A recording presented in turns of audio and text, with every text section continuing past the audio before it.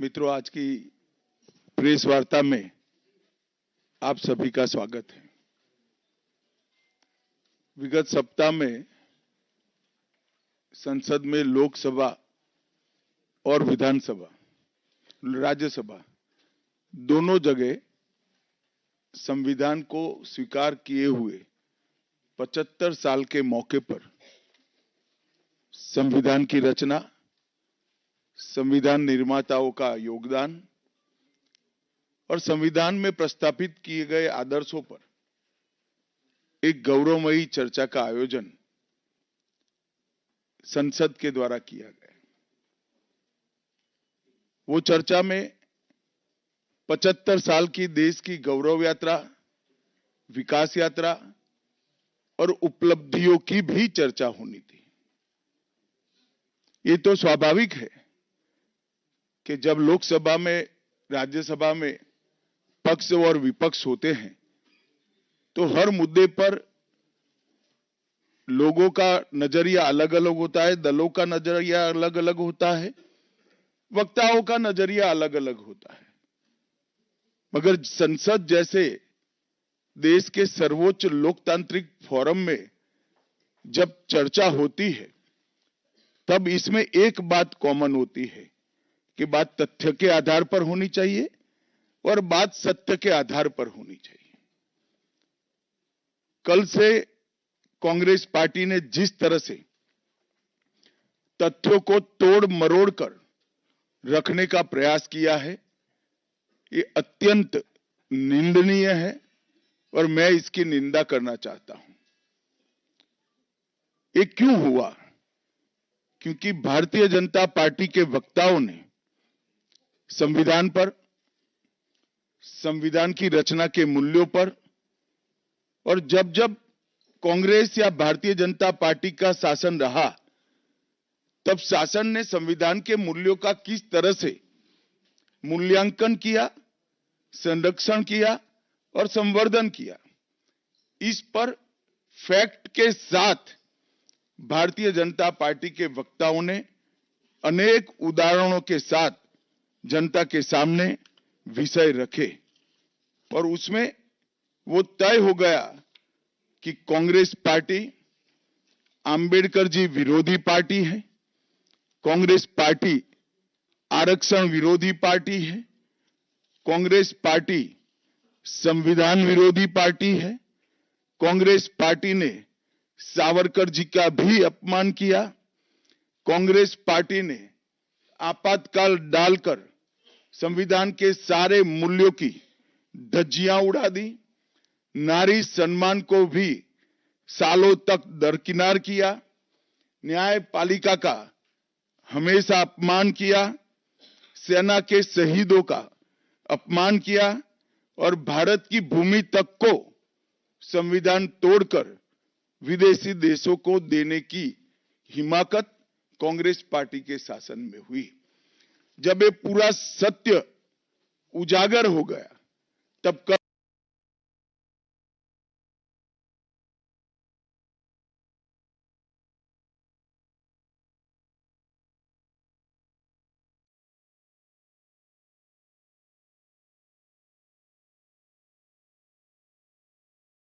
से कांग्रेस पार्टी ने फिर एक बार अपनी पुरानी पद्धति को आजमाते हुए बातों को तोड़ मरोड़ कर और सत्य को असत्य के कपड़े पहनाकर समाज में भ्रांति फैलाने का एक कुत्सित प्रयास किया है।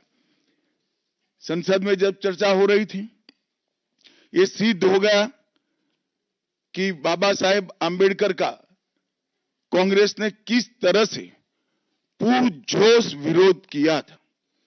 बाबा साहब के न रहने के बाद भी किस प्रकार से कांग्रेस ने बाबा साहब को हाशिए पर ढकेलने का प्रयास किया। जब संविधान सभा अपना काम कर चुकी, चुनाव हुआ 1951-52 में और 54 में, दोनों बार कांग्रेस ने बाबा साहब को हराने के लिए कोई कसर नहीं छोड़ी। यहां तक कि फ्रेंडली चुनाव होता है, स्पिरिट वाला चुनाव होता है, ऐसा चुनाव भी नहीं था। विशेष प्रयास किया गया और वो उनकी हार को सुनिश्चित किया गया। जहां तक भारत रत्न देने का सवाल है, कांग्रेस के नेताओं ने कई बार खुद ही अपने आप को भारत रत्न दिए हैं। 55 में नेहरू जी ने खुद को भारत रत्न दे दिया, 71 में इंदिरा जी ने खुद को भारत रत्न दे दिया और 1990 में बाबा साहब को भारत रत्न तब मिला जब कांग्रेस पार्टी सत्ता में नहीं रही और भारतीय जनता पार्टी के समर्थन वाली सरकार थी। 1990 तक कांग्रेस पार्टी बाबा साहब को भारत रत्न न मिले इसका बड़े जतन से प्रयास करती रही, यहां तक कि बाबा साहब की जयंती को भी 100वीं जयंती को भी मनाने का मना ही कर दिया गया। नेहरू जी की अंबेडकर जी के प्रति नफरत जग जाहिर। का मूल्यांकन जवाहरलाल जी किस तरह से करते थे, इससे बड़ा कोई उदाहरण नहीं हो सकता।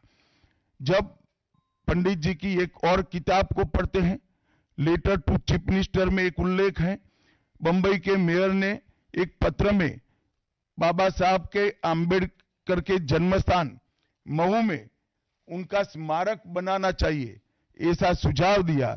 18 जून 1959 को पंडित जी ने कहा, सरकार के लिए स्मारक स्थापित करना बिल्कुल सामान्य बात नहीं होगी। आमतौर पर स्मारक निजी पहल से किया जाता है। अपने परिवार के चाहे कोई भी सदस्य हो, नेहरू जी हो, इंदिरा जी हो, संजय गांधी हो, राजीव गांधी हो, कई सारे लोगों के लाखों स्मारक देश के अंदर बनाने वाले परिवार के मुखिया कहते हैं कि आमतौर पर निजी पहल पर स्मारक बनाया जाता है, क्योंकि ये स्मारक B.R. आम्बेडकर जी का था।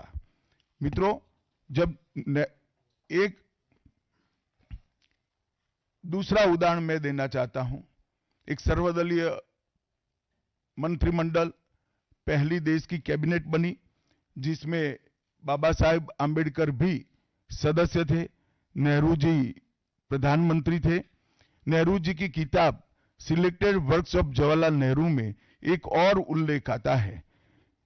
नेहरू जी के आश्वासन के बावजूद आम्बेडकर जी को कोई महत्वपूर्ण विभाग नहीं दिया गया और ये स्पष्ट इसके अंदर उल्लेख है कि सरकार की नीतियों, विशेषकर विदेश, रक्षा और अनुसूचित जाति और जनजाति से जुड़ी हुई नीतियां और 370 के खिलाफ आम्बेडकर जी थे। जब एक और कांग्रेस पार्टी है, बाबा साहेब आम्बेडकर का कोई स्मारक जब तक कांग्रेस सत्ता में रही बड़ा नहीं बना। जहां जहां विपक्ष की सरकारें आती गई, स्मारक बनते गए। भारतीय जनता पार्टी की सरकारों ने और नरेंद्र मोदी जी की सरकार ने बाबा साहब के जीवन के संबंधित पंच तीर्थ का विकास किया। मध्य प्रदेश में महू, लंदन में वो स्थान जहां बाबा साहब पढ़ते थे, नागपुर में दीक्षा भूमि, दिल्ली में महापरिनिर्वाण स्थान और महाराष्ट्र के मुंबई में स्थित चैत्य भूमि का विकास करने का काम भारतीय जनता पार्टी की सरकारों ने किया। 19 नवंबर 2015 को नरेंद्र मोदी जी ने आम्बेडकर जी के सम्मान में 26 नवंबर को संविधान दिन घोषित किया। डॉक्टर आम्बेडकर इंटरनेशनल सेंटर की स्थापना भी की।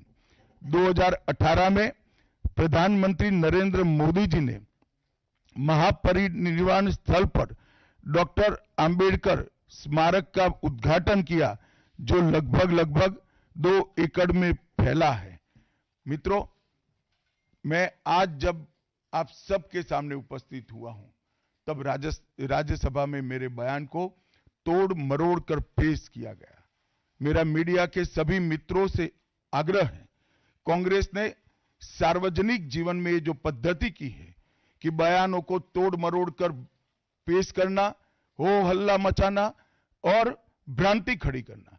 पहले उन्होंने नरेंद्र मोदी जी के भी एडिटेड बयानों को सार्वजनिक किया। चुनाव जब चल रहा था, मेरे बयान को AI का उपयोग कर एडिट किया गया, और पूरे देश में इसको प्रसारित करने का घृणित काम किया गया। और आज अंबेडकर जी के लिए मेरी बात को तोड़ मरोड़ कर वो पेश कर रहे हैं। मैं स्पष्टता के साथ कहना चाहता हूं, मीडिया को विनती भी करना चाहता हूं कि मेरा पूरा बयान जनता के सामने रखिए। मैं वो पार्टी से आता हूं जो पार्टी कभी अंबेडकर जी का अपमान नहीं कर सकती। पहले जनसंघ और फिर भारतीय जनता पार्टी ने हमेशा अंबेडकर जी के सिद्धांतों के आधार पर चलने का प्रयास किया है। जब जब भारतीय जनता पार्टी शासन में रही, अंबेडकर जी के सिद्धांतों का हमने प्रचार किया है, प्रसार किया है। आरक्षण को और मजबूत करने का काम भारतीय जनता पार्टी ने किया है। इन्होंने जिस प्रकार से आरक्षण को भी विरोध किया वो भी हम सब जानते हैं। पिछड़ा वर्ग आयोग, काका साहेब कालेलकर आयोग 53 में बना, 55 में रिपोर्ट आई, आज तक वो रिपोर्ट को लागू नहीं किया गया। 31 दिसंबर 1980 को मंडल आयोग बना, मंडल आयोग की रिपोर्ट आई। 80 में इंदिरा जी ने मंडल आयोग को ठंडे बस्ते में डाल दिया। 90 में जब गैर कांग्रेसी सरकार आई तब मंडल आयोग की रिपोर्ट लागू हुई। उस वक्त राजीव गांधी विपक्ष के नेता थे और जब मंडल आयोग की रिपोर्ट लागू हुई, प्रस्ताव संसद में आया, राजीव जी ने अपने जीवन का सबसे लंबा भाषण ओबीसी के आरक्षण का विरोध करने के लिए किया। आज मैं फिर से एक बार आग्रह के साथ मीडिया को बताना चाहता हूं, सच्चाई को जनता तक पहुंचाना चाहिए। मेरी पूरी बात बहुत स्पष्टता के साथ, कोई कंफ्यूजन के बगैर राज्यसभा के रिकॉर्ड पर है। आज भारतीय जनता पार्टी के सैकड़ों कार्यकर्ताओं ने ट्वीट कर कर भी इस सत्य को लोगों के बीच में पहुंचाया है। और जिन्होंने जीवन भर बाबा साहेब का अपमान किया, जिन्होंने जीवन भर बाबा साहब के सिद्धांतों को दरकिनार किया, जिन्होंने जब तक सत्ता में रहे बाबा साहब को भारत रत्न मिलने नहीं दिया, जिन्होंने जब तक सत्ता पर रहे आरक्षण के सिद्धांतों की धज्जियां उड़ाई, वो लोग आज बाबा साहेब आंबेडकर के नाम पे भ्रांति फैलाना चाहते हैं। मैं कांग्रेस के अध्यक्ष खरगे जी को भी कहना चाहता हूं, खरगे साहब, आपका तो कम से कम दायित्व तो बनता है, क्योंकि आप उस वर्ग से आते हो जो वर्ग के लिए बाबा साहब आंबेडकर जी ने पूरा जीवन समर्पित किया। आपने कम से कम कांग्रेस के एक कुत्सित प्रयास में सपोर्ट नहीं करना चाहिए था। मुझे बड़ा दुख है कि आप भी राहुल गांधी जी के दबाव में इसके अंदर शामिल हुए हो। मित्रों, आज जब हम सब यहां बैठे हैं, मैं फिर से एक बार कहना चाहता हूं, कांग्रेस के पास इस संविधान के ऊपर की चर्चा में बाबा साहेब आंबेडकर विरोधी कांग्रेस है, इसका कोई जवाब नहीं बचा। संविधान विरोधी कांग्रेस है, इसका कोई जवाब नहीं बचा। कांग्रेस आरक्षण विरोधी है, इसका कोई जवाब नहीं बचा। कांग्रेस सावरकर विरोधी है, इसका भी कोई जवाब नहीं बचा। कांग्रेस ओबीसी विरोधी है, उसका भी कोई जवाब नहीं बचा। आपातकाल का पाप कांग्रेस के ही समय में हुआ, इसका भी कोई जवाब नहीं बचा। नारी सम्मान का विरोध भी कांग्रेस ने ही किया, वो प्रस्तापित हो गया। न्यायपालिका का अपमान ही कांग्रेस ने ही किया, वो भी प्रस्तापित हो गया। भारत की भूमि को भी संविधान को दरकिनार कर कर विदेश को सौंपने का पाप भी कांग्रेस ने ही किया, ये भी प्रस्तापित हो गया। तब फिर से एक बार चिर परिचित अपनी पुरानी नीति पर कांग्रेस आई है और उन्होंने मेरे बयान को तोड़ मरोड़ कर आधा ही दिखाकर जनता के सामने रखना और भ्रांति फैलाने का प्रयास किया है। कृपया मेरा पूरा बयान आप सभी लोग जनता तक पहुंचाइए, तो दूध का दूध और पानी का पानी हो जाएगा। मैं उस पार्टी से आता हूं, उस संस्कृति से आता हूं, जो स्वप्न में भी बाबा साहब के विचारों का या बाबा साहब के स्वयं का अपमान नहीं कर सकते। हम जानते हैं कि देश के संविधान को समावेशी बनाने में देश के पिछड़े वर्ग को, दलितों को, आदिवासियों को, गरीबों को और वंचितों को न्याय दिलाने के लिए और देश के लोकतंत्र की नींव को इतनी नीचे तक गहरी पहुंचाने में बाबा साहब का बहुत बड़ा योगदान है। पूरा देश बाबा साहब के प्रति कृतज्ञता व्यक्त करता है। कम से कम हम तो ऐसा नहीं कर सकते जिससे बाबा साहब का अपमान हो पाए।